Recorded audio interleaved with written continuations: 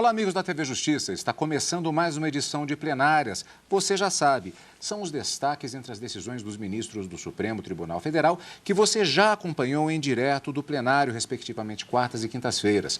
Hoje, sessões dos dias 25 e 26 de abril de 2012. Na verdade, para esta semana, um único julgamento que é destaque não apenas na semana, mas na própria história do Supremo Tribunal Federal, talvez da própria sociedade brasileira, né, Karina? A DPF número 186. Mais um julgamento histórico, sendo julgado agora todo no mês de abril. Tivemos o ADPF 54 dos fetos anencéfalos julgados no início do mês e agora as cotas raciais, entendendo o Supremo Tribunal Federal que elas são constitucionais dentro do modelo adotado pela UNB e que agora as outras universidades públicas do país podem seguir o mesmo modelo. Um julgamento histórico, sem dúvida alguma, que vai ter um reflexo na sociedade como uma forma de inclusão na educação para várias pessoas consideradas dentro dessas cotas raciais previstas pela própria universidade. Identificando o processo, a DPF número 186, relator ministro Ricardo Lewandowski, requerente Partido Democratas. A DPF em que o partido impugnou os atos normativos que estabelecem o chamado sistema de cotas raciais para o ingresso na Universidade de Brasília. Karina, quais seriam as inconstitucionalidades alegadas pelo Partido Democratas neste caso desta arguição de descumprimento de preceito fundamental?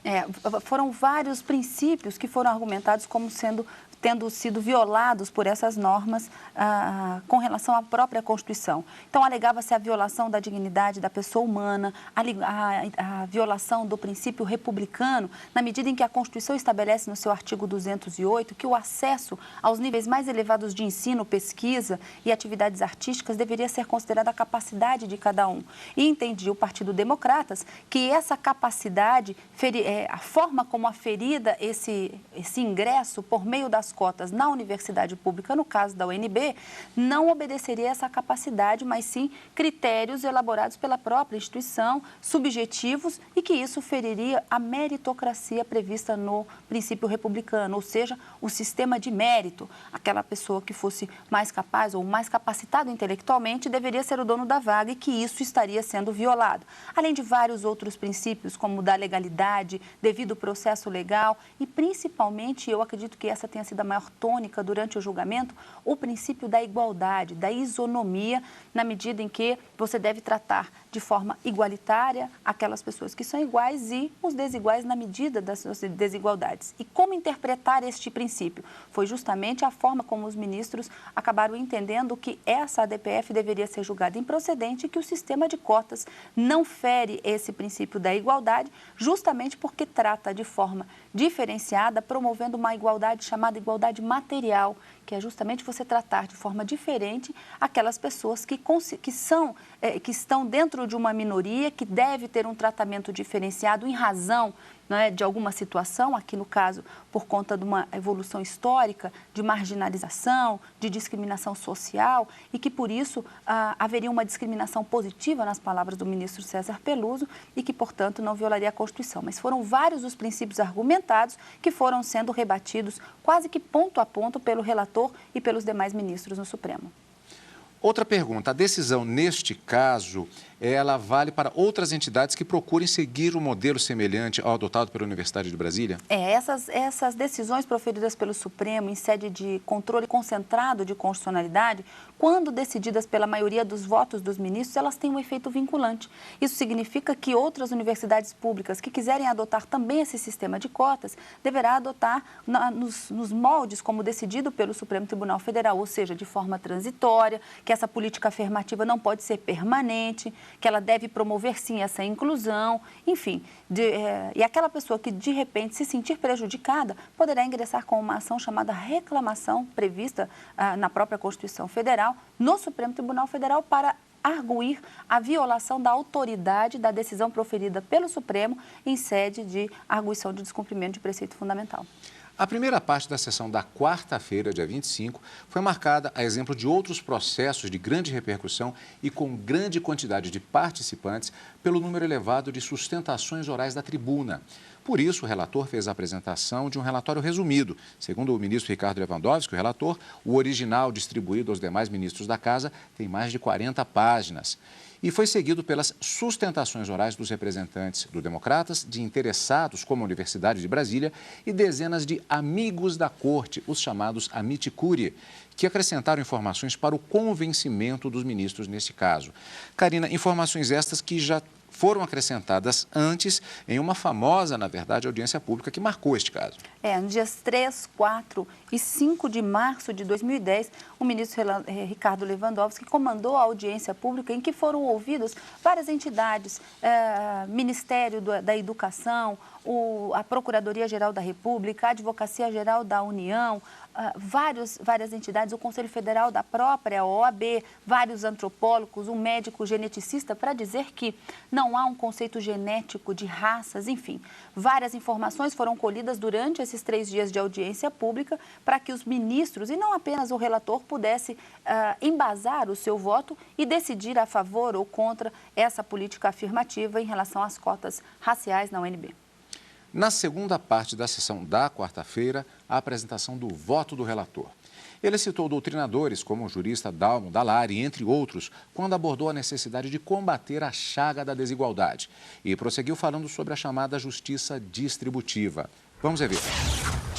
Dalmo de Abreu Dallari, nessa mesma linha, adverte que a ideia de democracia nos dias atuais exige a superação de uma concepção mecânica, estratificada da igualdade, a qual no passado era definida apenas como um direito, sem que se cogitasse, contudo, de convertê-lo em uma possibilidade, esclarecendo o seguinte, entre aspas, o que não se admite é a desigualdade no ponto de partida, que assegura tudo a alguns, desde a melhor condição econômica até o melhor preparo intelectual, negando tudo aos outros, mantendo os primeiros em situação de privilégio, mesmo que sejam socialmente inúteis ou negativos. São as palavras do professor Dalmo de Abreu Dallari. Agora entro no tópico que denomino de justiça distributiva. É bem de ver, contudo, que esse desiderato, qual seja a transformação do direito à isonomia em igualdade de possibilidades, sobretudo no tocante a uma participação equitativa nos bens sociais, apenas é alcançado, segundo John Rawls, por meio da aplicação da denominada justiça distributiva.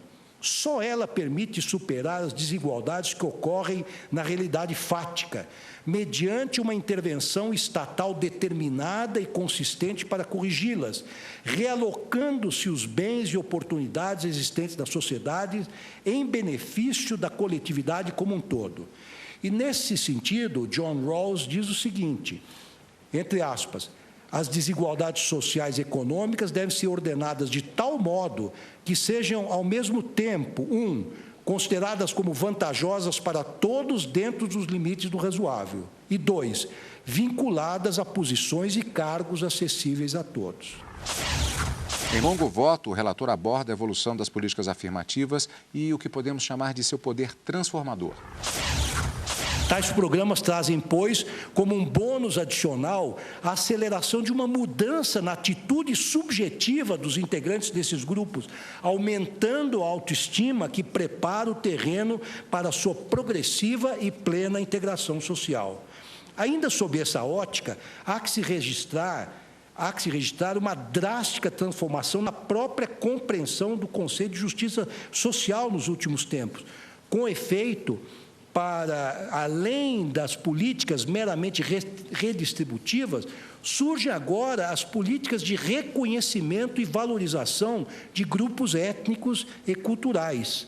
E tem um longo estudo de Nancy Fraser e Axel Honneth, o salto, um trecho para pensar um mais significativo. Ele diz o seguinte, hoje estamos orientados cada vez mais a encontrar um segundo tipo de reivindicação por justiça social nas políticas de reconhecimento. Aqui o objetivo, na sua forma mais plausível, é um mundo diversificado, onde a assimilação da maioria ou as normas culturais dominantes não é mais o preço do respeito mútuo. Exemplos incluem reivindicações por reconhecimento de perspectivas distintas das minorias étnicas, raciais, sexuais, como disse a ilustre procuradora Débora Duprá, assim como diferenças de gênero.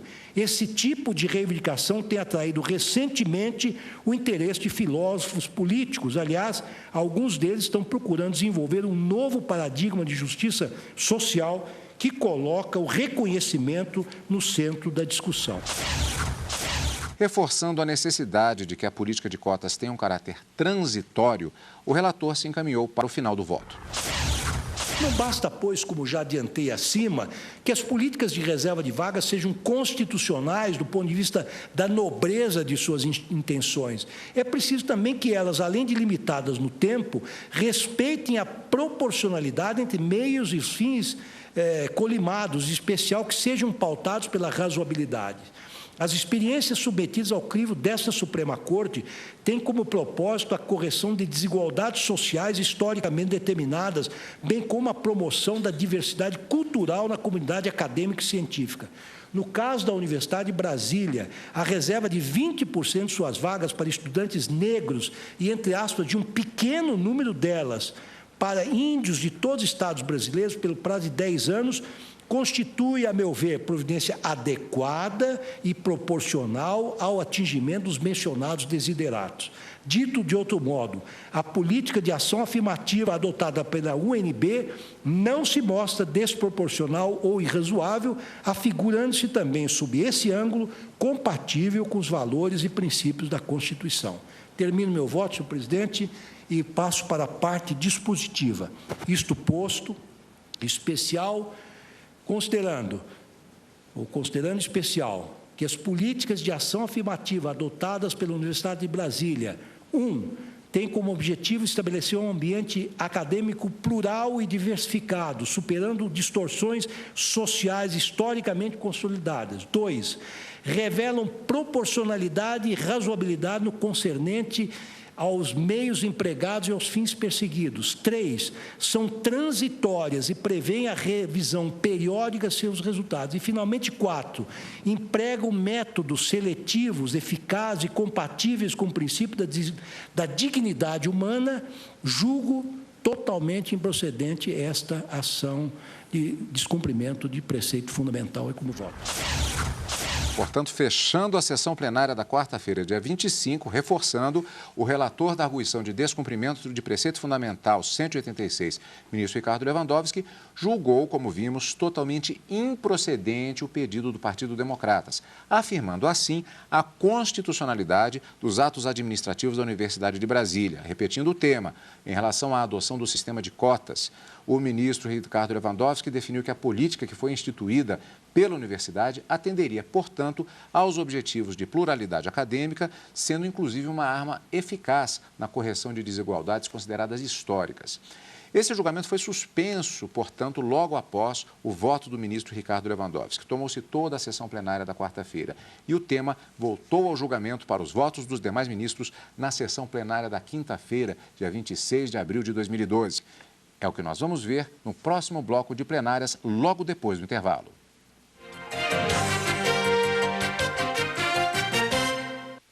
Plenárias está de volta com o destaque da semana do plenário do Supremo Tribunal Federal. No bloco anterior, vimos o voto do ministro Ricardo Lewandowski, relator da ADPF, arguição de descumprimento de preceito fundamental número 186, na sessão da quarta-feira, dia 25 de abril. O tema, as cotas raciais na política da Universidade de Brasília, decisão que vale para as demais universidades. A decisão neste processo, portanto, tem efeito vinculante, insistindo, valendo para outros casos, ou seja, as entidades de ensino superior poderiam ou não seguir o modelo da Universidade de Brasília para o estabelecimento de cotas raciais, conforme fosse a decisão dos ministros já prevista para a sessão da quinta-feira. O ministro, na quarta-feira, o ministro relator, considerou que o modelo da UNB é válido, portanto, improcedente a ação apresentada pelo Partido Democratas. Toda a sessão da quinta-feira, dia 26 de abril, foi dedicada à votação da DPF 186. Vamos ver na sequência alguns momentos entre todos os votos manifestados naquela sessão plenária, fechando o julgamento da questão das cotas raciais na UNB. Pelo leite que as amas de leite tiraram dos seus filhos para dar aos filhos de outras mães. O meu poema é de amor à raça negra. Pelas chicotadas que tomaram no período da escravidão, mas não se renderam, não se entregaram, não deixaram dominar, nem deixaram de se aculturar. O meu poema é para minha pátria amada, o Brasil, que é e sempre será uma nação pluriétnica. Ontem, hoje, amanhã e sempre. Viva Chica da Silva, viva Zumbi, viva Pelé, viva Chico Rei, viva os brancos, viva os pardos, viva os mulatos, viva os amarelos, viva os índios, viva vocês todos, viva nós e viva a nação afrodescendente que colore o nosso querido Brasil.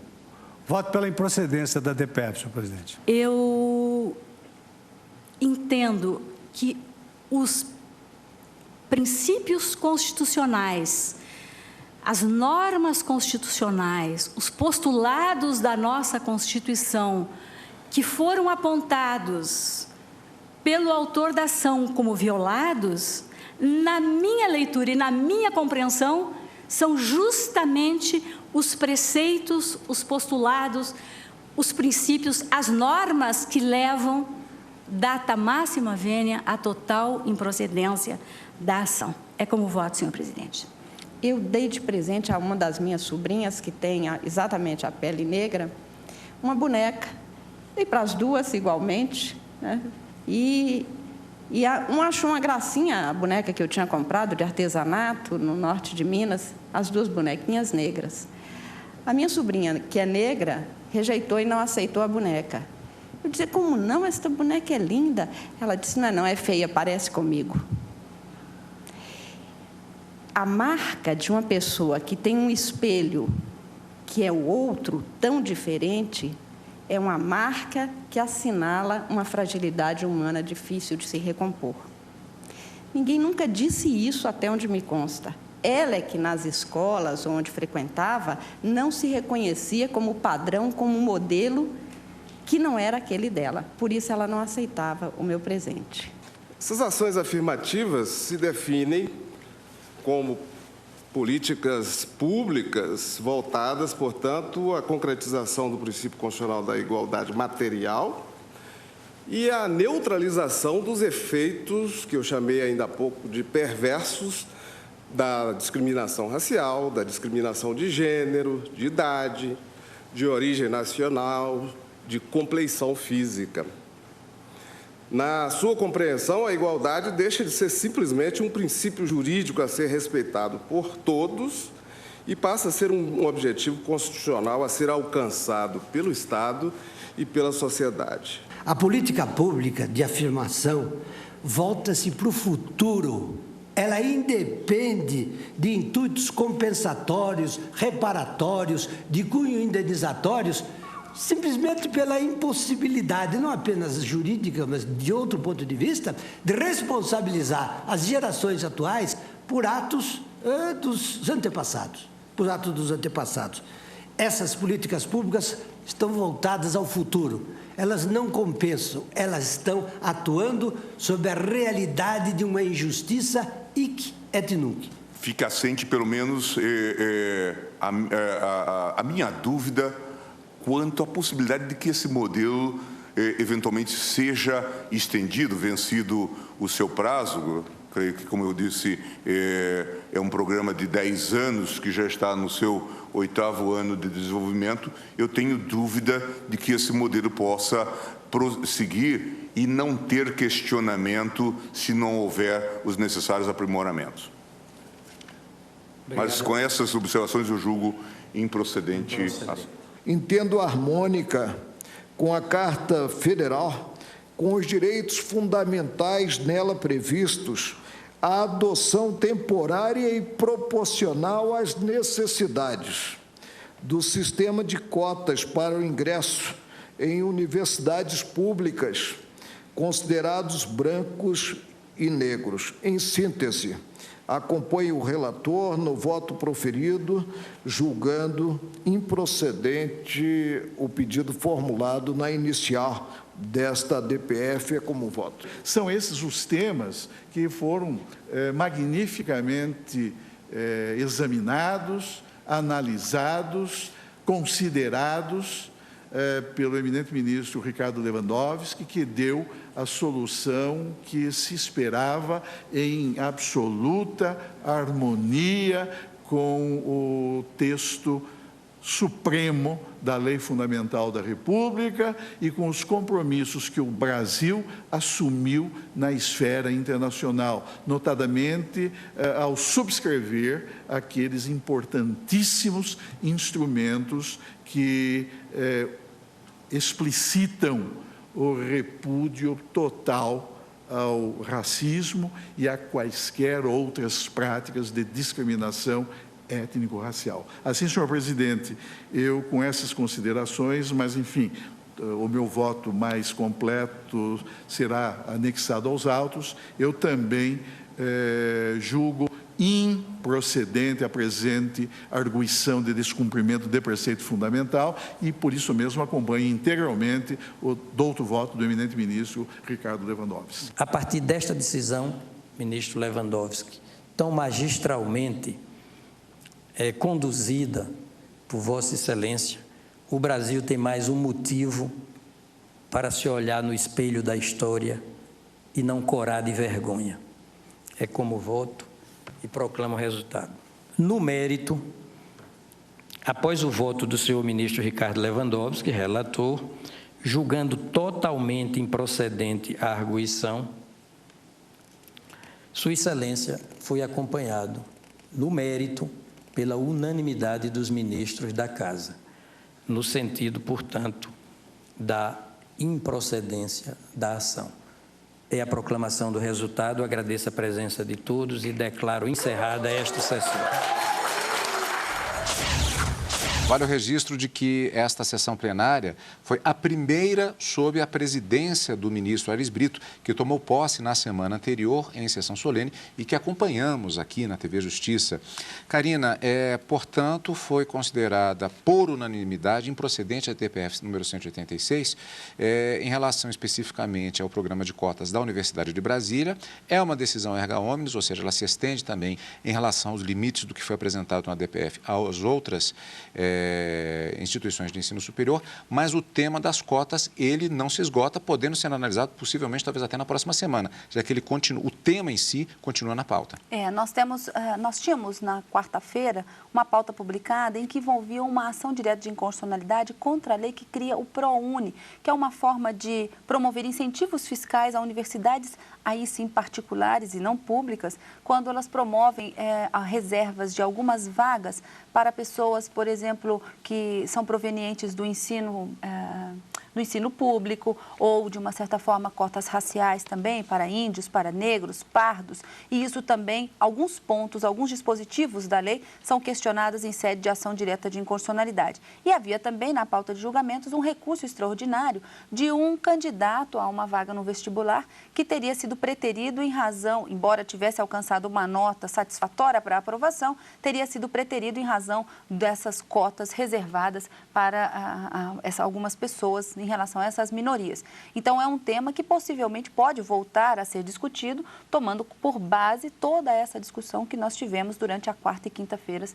dessa semana no plenário do Supremo Tribunal Federal. Então, a matéria ainda não se esgota, mas nós já temos aqui um entendimento do Supremo Tribunal Federal no sentido de que essa política afirmativa de cotas raciais nas universidades públicas, elas não são discriminatórias ou elas não ofendem o princípio da igualdade. Muito pelo contrário, elas implementam essa igualdade material na medida que que trata de forma diferente essas pessoas em razão de algum critério discriminador, sem que isso seja, de toda forma, violador dos princípios e preceitos da própria Constituição. E, com isso, garante-se o Supremo Tribunal Federal a interpretação de que essas políticas, elas implementam os objetivos fundamentais da Constituição, elencados no artigo 3º, como, por exemplo, a construção de uma sociedade solidária, uma sociedade justa, e promove também a erradicação da marginalização, a redução das desigualdades sociais e também uma sociedade sem preconceitos, principalmente em relação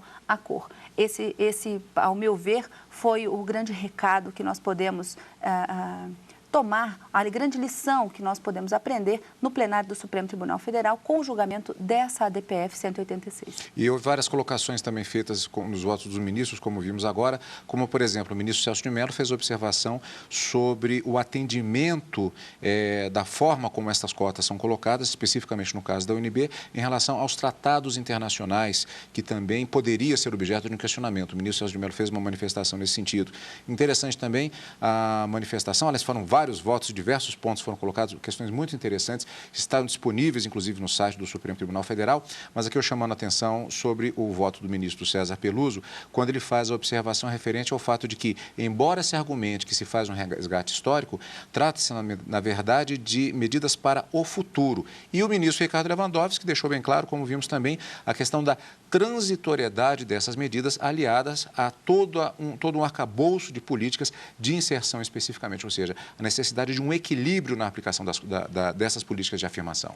O que a gente deve salientar é que, embora o ministro César Peluso entendesse, ao contrário dos demais, que não se tratava de uma justiça compensatória, isso não desnaturou o seu voto no sentido de que essa política afirmativa, ela é salutar, ela é saudável, busca a implementação desses objetivos, como eu falei, e promove o ensino, o acesso ao ensino, à educação, como também um princípio republicano que deve ser alcançado dentro dessa cultura socioeconômica também, considerando ainda a capacidade de cada um. Então, embora houvesse uma pequena divergência quanto à fundamentação, no resultado todos entenderam que essa política de cotas estabelecidas pela UNB são, sim, políticas afirmativas absolutamente constitucionais. E daí o julgamento da improcedência dessa arguição de descumprimento de preceito fundamental. Por unanimidade, plenário do Supremo Tribunal Federal. Bom, nós temos encontro marcado, talvez até com a discussão do mesmo tema, há uma expectativa, vamos confirmar isso durante a próxima semana, quando nos encontraremos novamente, primeiro com o direto do plenário. E no final de semana com plenárias e o resumo dos principais pontos dos julgamentos ocorridos durante a semana na sessão plenária do Supremo. Obrigado por estar conosco, como sempre, e continue aqui na TV Justiça.